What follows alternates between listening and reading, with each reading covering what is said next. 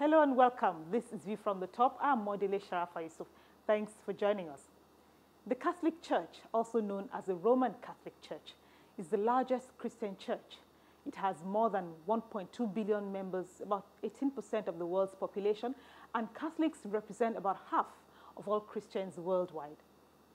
One of the oldest religious institutions in the world, the Catholic Church has played a prominent role in the history of Western civilization. As an example, the Catholic Church is the largest non-government provider of education and medical services in the world. There are an estimated 40 million baptized Catholics in Nigeria, and over a big percentage of the country's Catholics are from the southeast, while Nigeria, together with Congo Democratic Republic, boasts of the highest number of priests in Africa. The current most senior serving primate of the Catholic Church in Nigeria is John Cardinal Onaiyekan, the Catholic Archbishop of Abuja, and he kindly joins me on View from the Top today. Thank you, Your Eminence. Thank you very much, and may God bless you and your viewers. And here's a quick biography before we start our conversation. Born on 29 January 1944, John Cardinal Onaiyekan studied at SS Peter and Paul Major Seminary. He completed his religious studies in Rome in 1969 and was ordained as a priest in August of that year. Then Father Onaiyekan taught at St. Kizito's College and earned his doctorate in 1976. He became vice rector of SS Peter and Paul in 1977 and was consecrated as Bishop of Ilorin, Kwara State on 6 January 1983. In 1990, he became coadjutor bishop of the Diocese of Abuja. He was created a cardinal by Pope Benedict in November 2012. He was voted president of the Christian Association of Nigeria in June 2007.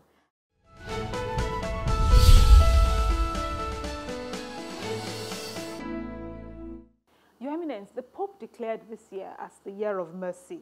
And at the opening of this year's Bishops' Conference, you talked about repentance, reparation, and reconciliation. Tell me, how will this further the cause of mercy?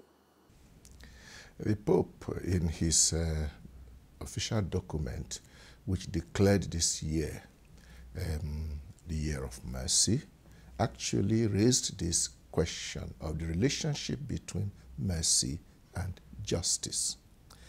People would generally feel that the two tend to be one against the other.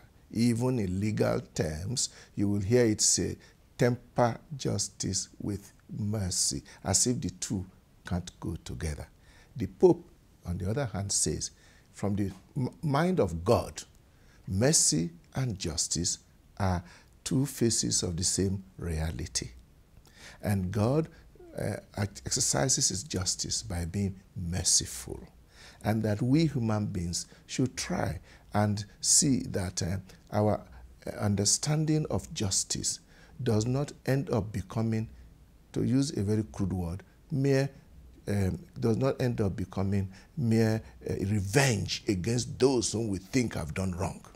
Rather, the purpose of justice is to restore good order, and you cannot restore good order without the aspect of mercy, which takes the form of forgiveness to a large extent. Are you suggesting that if a person who is found or suspected to be corrupt gives up his loot, and we should just say, go and sin no more? How exactly will that achieve deterrence? The logic of deterrence has its own limits. Let me come back to where you started. We have a situation in Nigeria of what is generally described as endemic corruption. It's not a question of a few dishonest people taking one or two things here and there. It's a question of a whole system that had developed. Now, the effort being made to pursue those who have stolen is now leading to a situation where, if you really want to be consistent, you may need to expand our prisons several times. And you find that it is difficult to be really consistent because there are too many people involved. Do we say because there are too many people involved, therefore we close our eyes and say, okay, bye-bye? No, we don't. We then make room for those who may embrace the logic of repentance. Yeah, and restitution. And say, before restitution, you must admit wrongdoing. You admit wrongdoing. So you don't even go to court to start looking for big lawyers to prove that you've done nothing wrong. So the whole idea of admitting wrongdoing, which is the essence of repentance, reparation, that is the restitution of what you have done. And then when you have restored, then the society forgives you and you are reconciled to the society. That is reconciliation. So the reconciliation includes also the forgiveness. So how exactly would you recommend that religious people working in concert with government help fight against corruption and insurgency, for example? The issue of corruption and that of insurgency, of course, are different kinds of things, even with regard to the involvement of religious institutions. In the case of corruption, obviously, any religious bodies that is worthy of the name must be clearly against corruption. However, we know that sometimes religious bodies could, by the action or inaction, by their body language, may actually not, let me say, not sufficiently abhor corruption.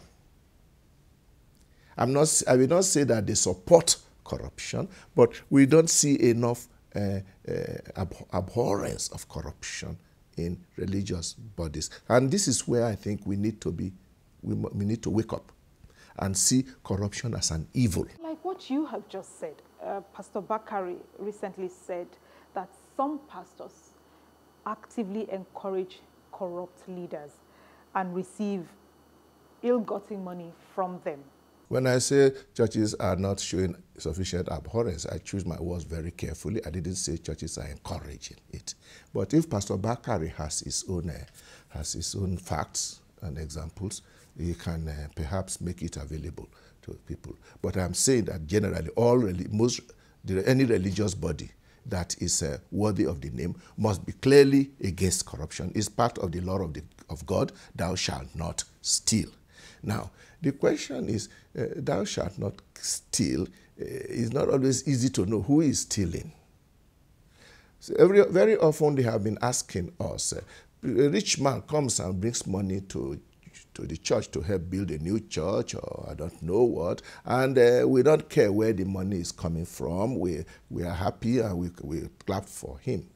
So I said, well, what do you want us to do then? A rich man brings his money to the church, and then we put him aside and bring the police to come and investigate where is this money coming from before we can take it. You have to be reasonable. And that we operate on the basis of a relative, what I will call an assumption that is not without merit. We assume that anybody who brings money to the church is bringing good, honest, made money he has made. I have to assume that he is not a thief.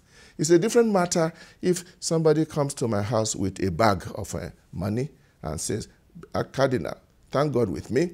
I went on an armed robbery operation yesterday, and God helped us, and it was successful. And this is my own contribution to the church from our stolen money. Most of the time, things are not that way. Let me add here too, all those who keep saying that churches are receiving money from rich people. They want us to receive money from poor people. Where is the money going to come from?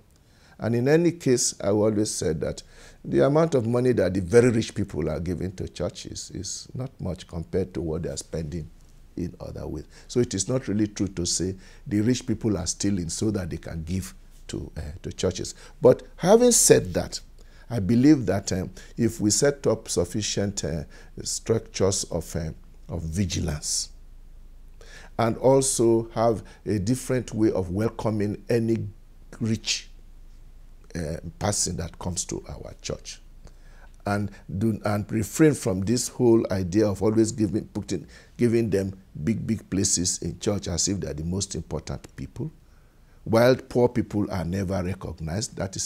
That is what the Bible tells us to avoid. And I think we can do a bit more of that.